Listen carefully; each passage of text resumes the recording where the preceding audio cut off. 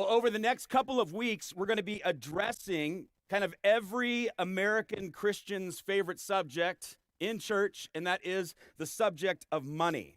Now, when I'm talking about money, I'm not just talking about your cash. I'm talking about credit cards. I'm talking about debit cards. I'm talking about your job and your income, your inheritance, your housing, your vehicle, your 401k, your Bitcoin, and your gamble on Dogecoin, right? And that was a gamble. Stop doing it, all right?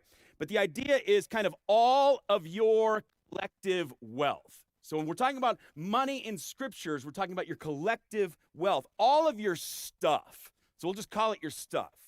Now, as we talk money, we need to ask, is money in and of itself evil? Or as some of you may have heard, is money the root of all evil? The answer to that question is no. The Bible actually says it is the love of money, which is the root of many evils, but not all evil, right? 1 Timothy 6:10. Now, we can take anything, and we can end up making that a God thing. When we do what the scriptures say, we commit adultery with that thing. Colossians 3:5 says that covetousness, which is just kind of a greedy desire for, could be wealth or power or food, any of those things could be what we would call idolatry.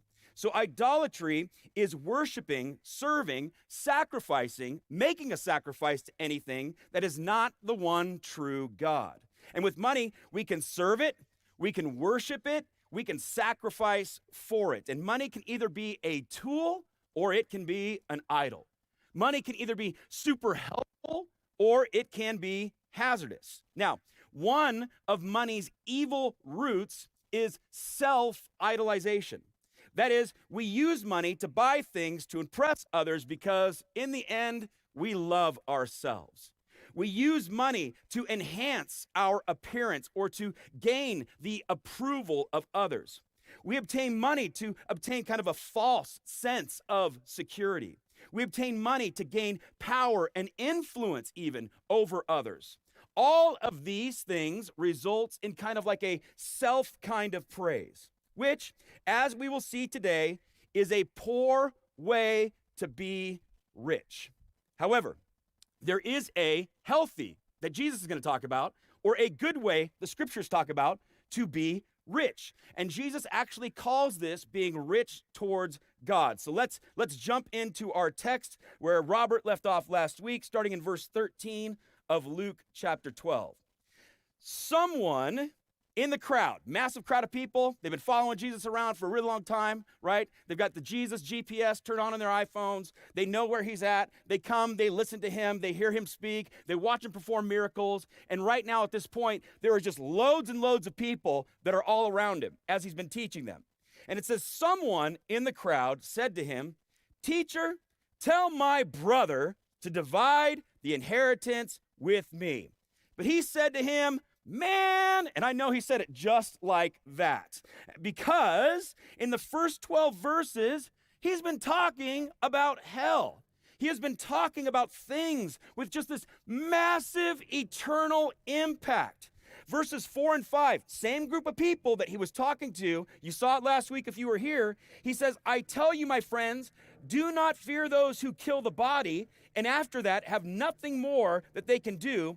But I will warn you to fear him who after he has killed has authority to cast into hell. Yes, I say, fear him." That is some serious stuff that Jesus has been laying down for the people that were gathered around him. In the midst of that conversation, some dude in the crowd says, "Hey, enough with all the hell talk. I don't want to talk about that stuff. I have a much more important issue to talk about, and that is stuff. I want to talk about my stuff. Tell my brother to divide out the inheritance." Now, we all know what's probably happening right here. This guy is obviously the younger brother, because this sounds like a total older brother dirtbag move, right? Mom and dad left the older brother in charge of the inheritance to divide it out, and now you got younger brother going, "Hey, I didn't get all my stuff." younger brother feels like he is getting ripped off, which is every younger brother that ever existed, okay? It says, verse 14, he said to him, man, who made me a judge or an arbitrator over you? And he said to them, take care and be on your guard against all covetousness. For one's life does not consist in the abundance of one's possessions. I think Jesus is honestly a little frustrated here. He is basically like, listen, man, this isn't even my mission. I'm not supposed to be the judge over who gets what and what's fair and what's not fair. It matters far more to you, Jesus says, than it does to me. Now, some of you, if Jesus went straight up with you like that, you might be a little hurt to hear. You might be thinking, are you telling me that Jesus doesn't care about my wealth? That Jesus doesn't really care about all my stuff?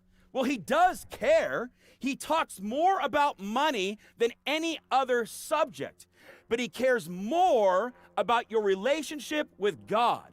And as we will see in a moment, he cares more about your eternal destiny, which is what he had just been talking about.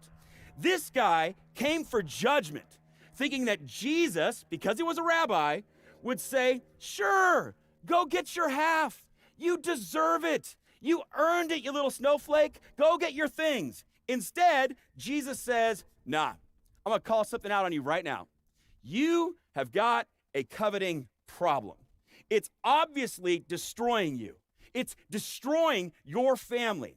How many of you have seen coveting destroy a family when someone dies? All of a sudden, what looked like a totally functional family, someone dies, and there's a whole lot of stuff. There's possessions, there's wealth, there's life insurance, and now everyone in the family is trying to stake their claim. I don't know what my kids are going to do about the Bronco, but they're going to be all over that thing. This is where the heart is exposed. They should be grieving. And instead, Jesus, tell him to give me half my stuff, right? Give me the stuff. They are fighting. They should be lamenting. Instead, they're lawyering up right now. That's what's happening there. And Jesus is saying to him, your life is not about your stuff.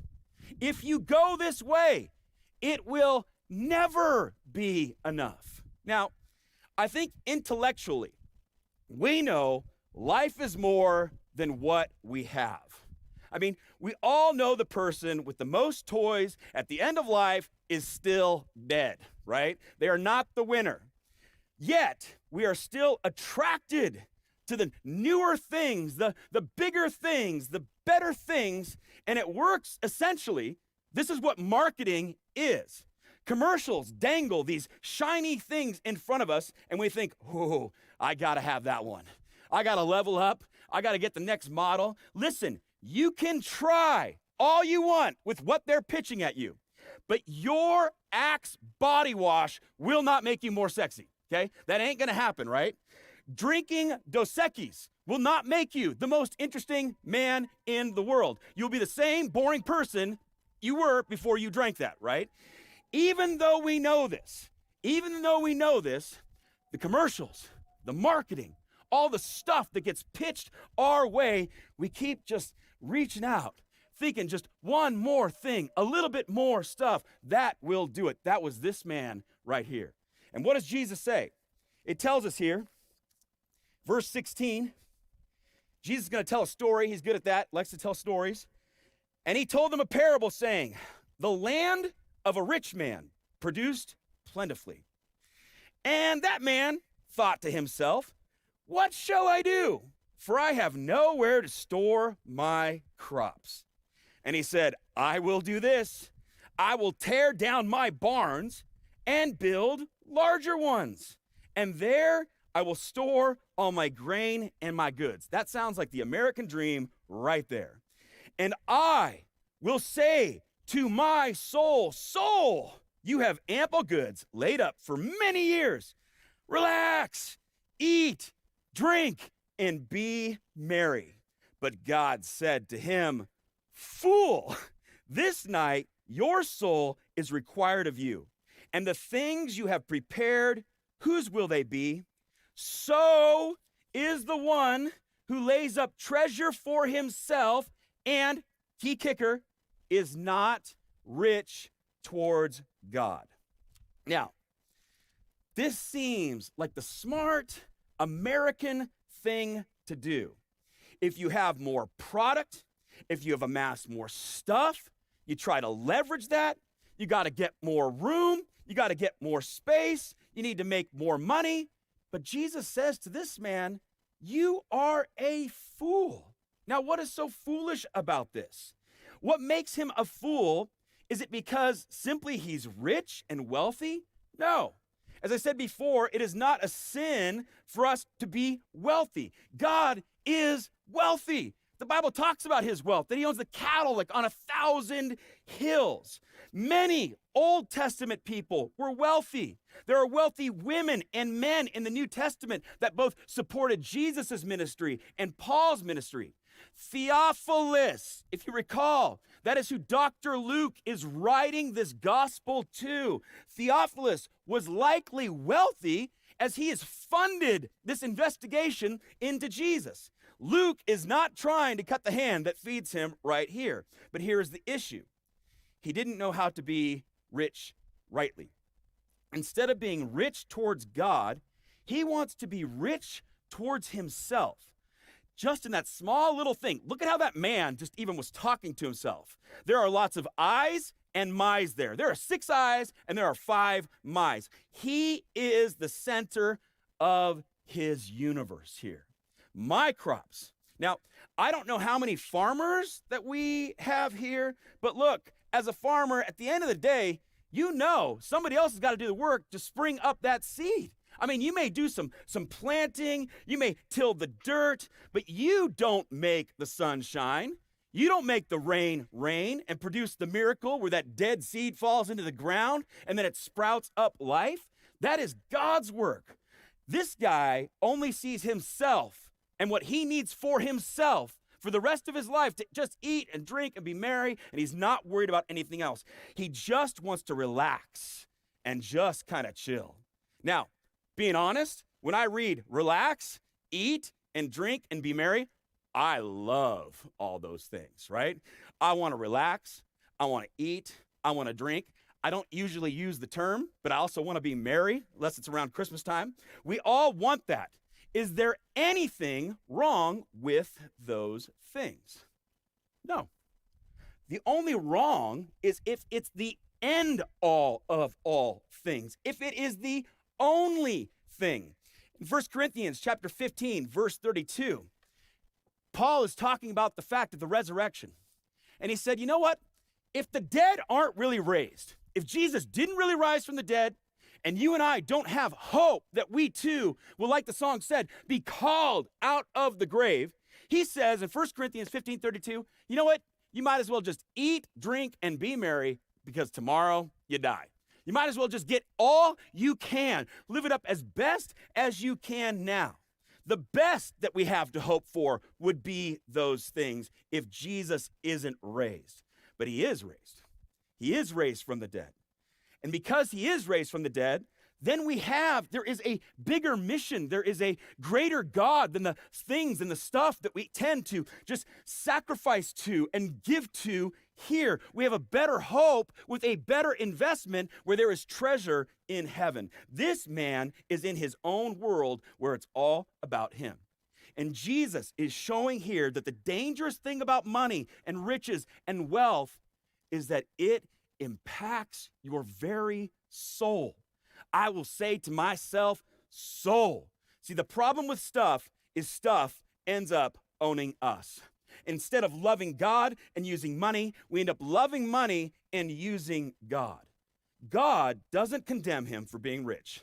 He just doesn't know how to be rich in the right way. He sees his stuff as his stuff, and it is the end all, and that is what life is about. Speaking of stuff's kind of important, isn't it? Once you get your stuff, you then got to take care of all your stuff.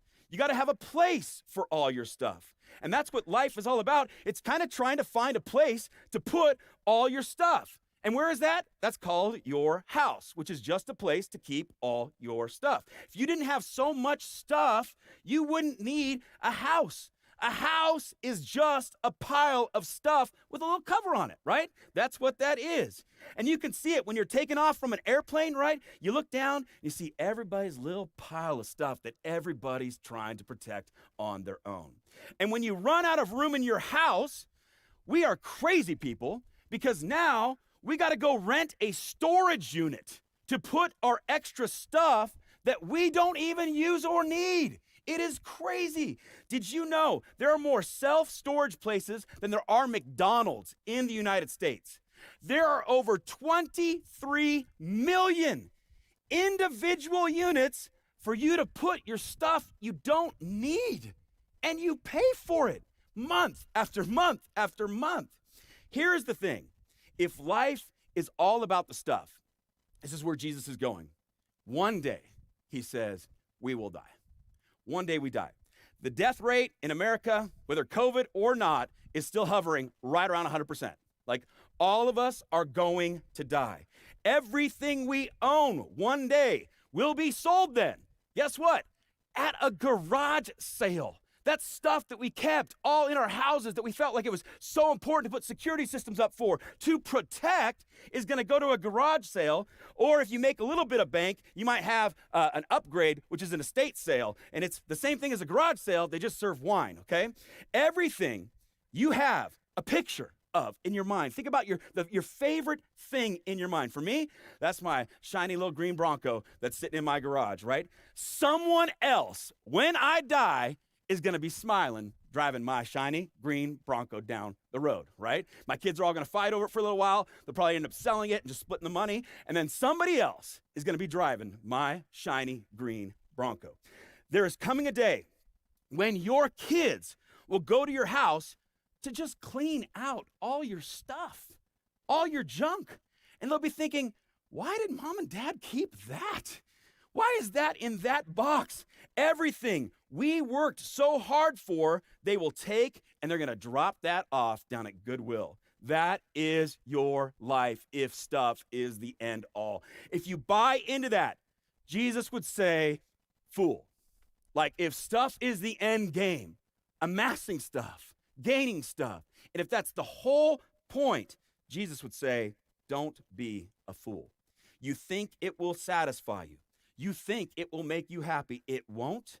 It just brings on more issues. The wisest man that ever lived, a guy named Solomon. And I really believe, as you read further through the text, Solomon's name is actually mentioned. Evan will be hitting that next week. So I believe Jesus is thinking about Solomon here when he's talking about this rich fool, because Solomon had lots to say about this. If you recall, Solomon was filthy rich. And in the book of Ecclesiastes, he's searching for the meaning of life under the sun. He says, I gotta find it. And I'm gonna dedicate my whole life to doing research on how to have the best life here. And the Bible talks about his search. He tries pleasure. He tries wisdom. He tries relationships. And all the while throughout the book, we see him saying, shoot, wasn't there. Vanity of vanities. There's nothing there. It was hollow. There's nothing there. I've searched and I've tried. And in chapter 5, he actually talks about the subject of money and really the love of money and what it causes. It's a portrayal, this portrayal of being the fool. If you want, you can turn there. Ecclesiastes chapter 5, starting in verse 10. Listen to what he says. He who loves money will not be satisfied with money, nor he who loves wealth with his income. This also is vanity, which just means it's empty. If we love, make money the end pursuit of everything, he says, you will not be satisfied with money that you have. There will be a constant craving and desire for more. You'll hate your current income. You'll always be looking ahead. And I've shared this with you before, but a while back I read this opinion article, and it was called For the Love of Money. And it was written by a guy named Sam Polk, and he wrote for the New York Times, and a few quotes that articulate kind of this idea well of the continual pursuit of money. He says this: "At the end of my first year, I was thrilled to receive a $40,000 bonus.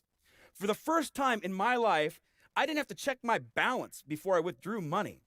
But a week later, a trader who only 4 years my senior got hired away by CSFB for $900,000.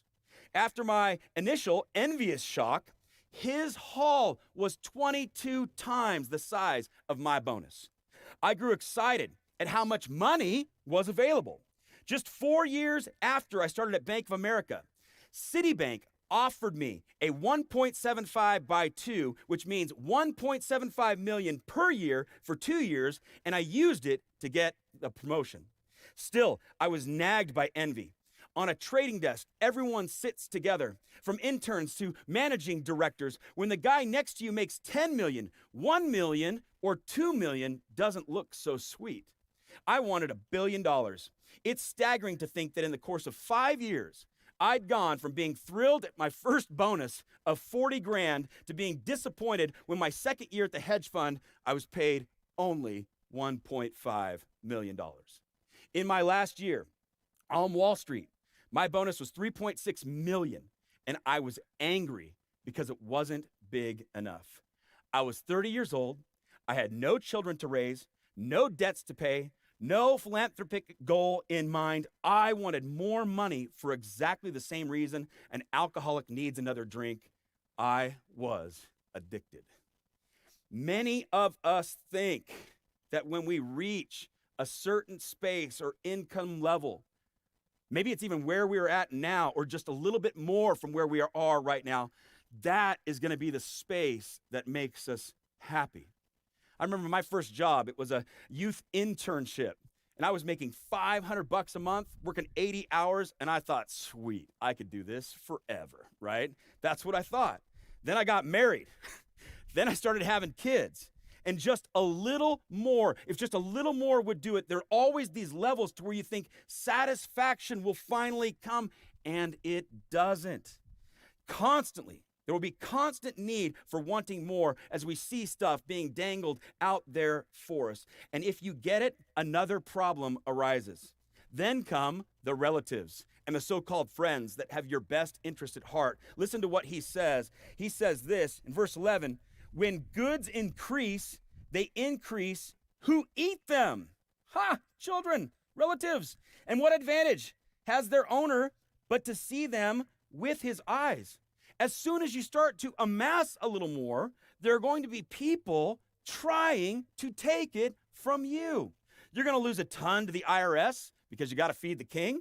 You're going to need a maid to clean a bigger house. You're going to need landscapers to take care of a larger yard. You're going to need a nanny to watch the kids you have no time for. You're going to need an accountant to keep the books, a broker to invest the money, a bodyguard to protect you and the family because other family wants to take it from you. There's going to be charities that will fill your mailboxes requesting donations. Lawyers, you got to get lawyers to watch over your assets. And to top it off, you need more for your high maintenance spouse and the divorce attorney. Not only do you pay more, but people will try to take it from you. How many athletes, how many rock stars, how many people that win the lottery, right? Where their closets are just filled with shoes upon shoes upon shoes, and then they end up going like MC Hammer broke, right? Like really bad, really fast.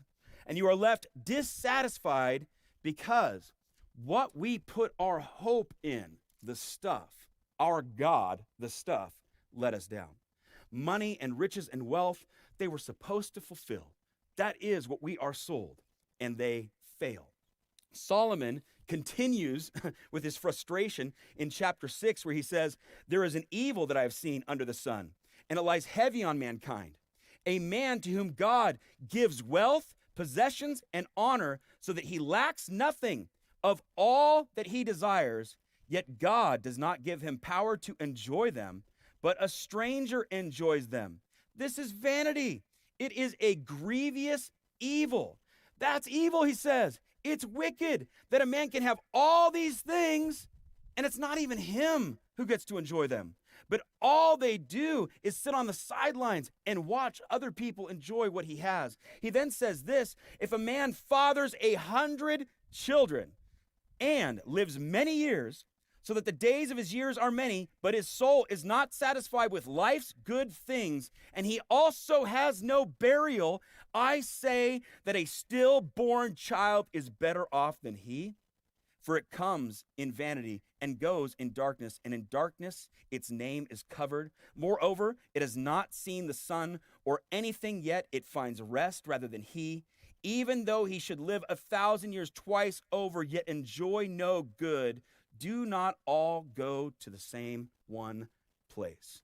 He says, I see this other problem with this guy who's super wealthy. And if you think about it, anyone that has 100 kids and can feed them all is a very wealthy person. He is a rich man. Also, this isn't America where children are kind of a nuisance, so we abort them or get rid of them to make a better financial decision now. In this culture, children are a symbol of wealth. Not only that, he lives long. As a symbol of wealth, he's able to live long. His point is, this is a very rich person, but he's not satisfied. So the answer wasn't in his wealth. He dies, and the Bible says he doesn't even get a proper burial. You know what that means? That means he likely was hated by his family. He has everything, but in the end, he goes out anonymously. The point is, you can have everything, health, wealth, family, and still have nothing. It'd be better off, he says, if you were a stillborn child, like it would be better off if you never lived.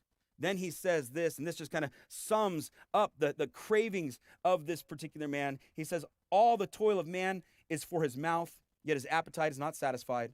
For what advantage has the wise man over the fool? And what does the poor man have who knows how to conduct himself before the living?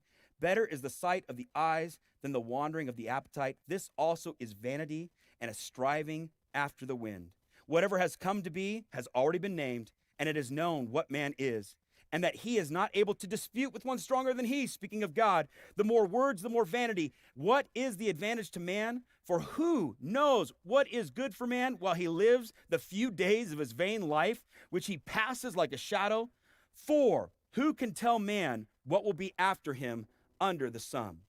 This just sums up the cravings of this man. Everything he says we do is for the mouth. We're never satisfied. We are continually hungering after it, but the appetite never gets filled. It's like, for me, I eat bacon, and it is a fascinating thing for me. Later on, I am ready for more bacon. I don't know about you guys, which no one else ever says about something like kale. Okay, so we're clear on that. But bacon, there is never satisfaction. Thank God for pigs made out of bacon. The point is this, though.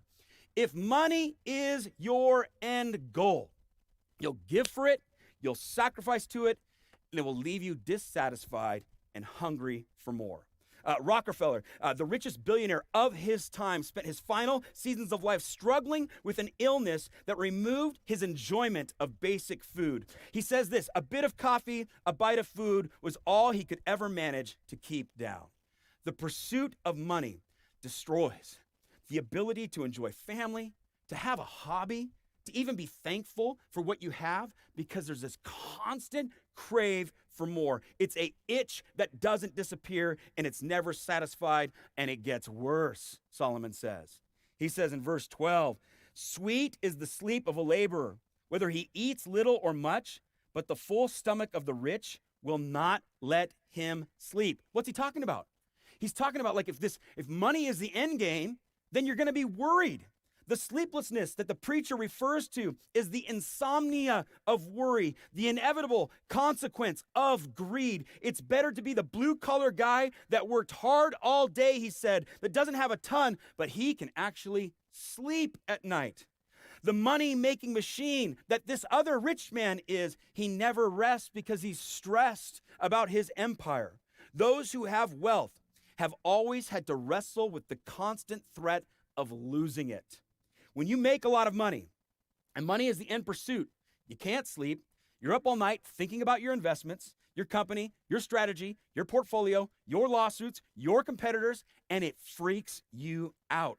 Maintaining wealth can be every bit as stressful as gaining it in the first place. And some of you are like, I don't have money. I must not be greedy. Nope, that's not right. We can show greed not just by our love of money, but also by the way we worry about it constantly. Understanding this helped me realize for the first time that personally, I struggle with greed because the only zeros in my bank account are the ones before the other numbers, right? But I worry about money all the time, and my anxiety reveals my greed. What about you? Do you get that knot in your stomach, that kind of tightening in your chest when you log into your bank account? Does money cause you undue stress? If so, the issue is our hearts. And are we rich towards God, trusting that God is the one that does, in fact, care and provide? Finally, he says this, verse 13, he says, there is a grievous evil that I have seen under the sun. Riches were kept by the owner to his hurt, and those riches were lost in a bad venture. Dogecoin, right there. Told you, it's in the scriptures. As he came from his mother's womb, he shall go again naked. As he came, and shall take nothing for his toil, that he may carry away in the hand. This also is a grievous evil. Just as he came, so shall he go. And what gain is there to him who toils for the wind? Moreover, all his days he eats in darkness, in much vexation, and sickness, and in anger. This describes the person that has stuff, needs to amass more stuff. This is the hoarder. Anyone remember the show Hoarders? Just stockpiles and stockpiles of stuff. Why do people hoard? There is this fear of missing out maybe on the best deal. There is a fear of maybe losing everything. Hoarding, according to Ecclesiastes, is not the same thing as just being a thoughtful saver. Saving, obviously, very wise. Hoarding is a selfish, fear-based stockpiling of stuff. And in this passage, the preacher links hoarding to deep pain. He held on to it, he says, for years. Then maybe a recession hit, or maybe there was a war, or maybe they were like, kind of a bank failure. Maybe they were in a pandemic, and then it's kind of all gone. Overnight, they lost everything. The point is, you can spend your whole life amassing only to have it slip away in the night. And even worse, he says, you die. You die. And it's not going with you. Don't see many U-Hauls going to the graveyard, right? We all leave the same way we came. He says, naked I came in, empty-handed, and guess what? That is how I am going out. And that is really the heart of what Jesus is getting at with the rich man. How can hoarding be anything other than vanity? People are dying for money, and they are going to die without it. Death is the great reality that your God failed you because it can't save you and it doesn't go with you. And when you die, you realize the emptiness of all that you attained and you go, it's worthless. It's all vanity. If that was the pursuit of life, if that was everything under the sun, then it's empty. I remember a few years back, I was being hooked up to an EKG. They were checking some stuff going on in my heart. And do you know what I wasn't thinking about? I wasn't thinking about my stuff. That's not what I was thinking about. I was thinking about the impact of Jesus in my life. I was thinking about my kids. I was thinking about what their future might look like. I was thinking about enjoying one more meal, some bacon, with them, right? That's probably why I was hooked up to the EKG. But that's wealth, right? For the greedy hoarder, one bad venture and all of life was lost. So he says this, moreover, all his days he eats in darkness, in much vexation, and sickness and anger. He eats in darkness because his soul is vexed. Greedy people, they don't have memories. They don't have friends because they can't trust anybody. You're scared about everyone. Now, does that mean we just then run from money? Okay, money's really bad, Lauren. Okay, is that what you're saying? Like, what do we do with that? How do we handle that? Remember, it is the love of money that is the issue. The love of money brings corruption and dissatisfaction and worry and hoarding. So what's the point? Do we just hate money, rebel against the system? No, we need a right perspective of it. And both Solomon and Jesus land the plane on that. In verse 18, he says, behold, what I have seen to be good and fitting is to eat and drink and find enjoyment. Now that sounds familiar. In all the toil with which one toils under the sun, the few days of his life that, listen, God has given to him, for this is his lot. Everyone also to whom God has given wealth and possession and power to enjoy them and to accept his lot and rejoice in his toil, this is the gift of God. For he will not much remember the days of his life, because God keeps him occupied with joy in his heart. So Solomon here, as he's ready to kind of shift from like money, man, it does a lot of damage. He shifts and he says something that Jesus talked about the rich man said. He says, you know what? It's okay to eat. How many of you guys like to eat? I mean, if you had COVID and you lost taste for like a year, I feel so bad for you. I tend to really enjoy eating. I am so thankful that God made cows out of brisket. It is a delicious piece of the animal. I feel that all of mankind won with that one right there. God says, eat. He created your taste buds. He allows you to enjoy what's actually out there. So he says, eat. It's really good theology just to simply say, God made my taste buds that I can actually taste and sample all of these different flavors, these different appetite cravings, and it's okay to enjoy them. Then he says, drink. What do you think that they are drinking? Honestly, they had, two things on the menu. It was water and it was wine. We are told to eat and drink. You see this in the person of Jesus. God became man. He didn't avoid food and drink. They called him a glutton and a drunk because he ate and drank all the time. Jesus is eating and drinking with people. We've seen that. He's always inviting himself over for dinner. And when he gets invited to a wedding, what does he give as a gift? 180 gallons of wine. If he came to Bend, he'd be making RPM out of water. That's what he'd be doing. But we have such a practical God. He instructs us in the simple things of life like money and food and drink. And he tells us, he actually says, you can find enjoyment in all that you toil to do under the sun. You can find enjoyment in working hard and then sitting down and then having a meal. How? And here's the kicker. By realizing that it is all a gift from God. He says, first and foremost, we got to recognize there is a God. And that is the beginning of what it means to be rich towards God. Then, not understanding that God simply exists, but everything you have, whether massive amounts or little amounts, whether you've got a delicious brisket on the table or, heaven forbid, some kale on the table, you can say, thank you, God, for the great gift of the things that you've given to me. If you're rich towards God, you see everything that you have as a gift from him. And if you're rich, you see it as a gift. And it's not, as I said before, it's not a sin to be rich, but it is sinful to covet and make those things the end game, because you are essentially saying what God has already given you as a gift is simply not enough. When you say that, what God gives is not enough, you're saying, I deserve a little more. How come my brother has more? Dad, how come you haven't divided out the inheritance evenly amongst all of us? What you're essentially saying is, I know more than you. So you diminish the God who gives, and you strive to become your own security. You get greedy, and you use that money to try to protect yourself.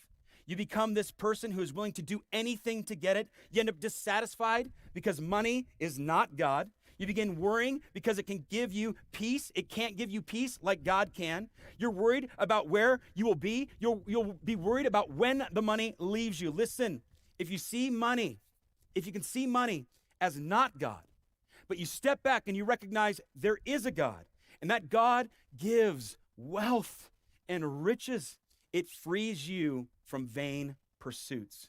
And you can then care for the oppressed and give to them, knowing that God has graciously given to you. You can be content because God is your contentment. And as you work hard, you realize what he chooses to give it's just simply enough. You're not constantly worrying about trying to maintain or hoarding what you can't keep because God is ultimately over it all anyways. This frees you to enjoy the things that God provides, like food and drink and some of the pleasures in life, like brand new Broncos, that produces thankfulness for all that he has done, because you see that our God is first and foremost generous. 2 Corinthians 8:9 says, he who was rich left heaven to become poor for you.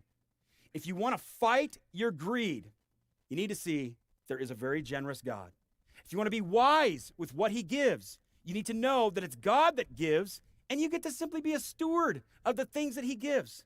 And what we do and why we do it flows out of who we are in Christ. And when you know God and are known by him, your identity is that of a son and a daughter. He calls you a saint because of his work. You are his child, and because of that fact, you can enjoy what Dad gives to us.